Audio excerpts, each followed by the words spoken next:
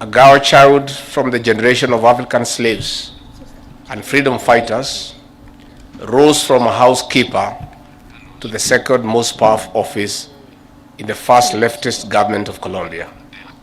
From a tender age, you have created and sustained a legacy of fighting for the freedom and the dignity of the people.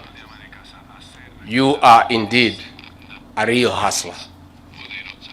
Your visit comes a few months after elections in Colombia and Kenya. Both elections were entrenched in the deep desire for change, focused on uplifting and dignifying the people at the bottom of the pyramid. Our people embraced the conversation that it was time to dignify the hustler in Kenya and the nobodies in Colombia. They identified with our humble background and trusted us with leadership.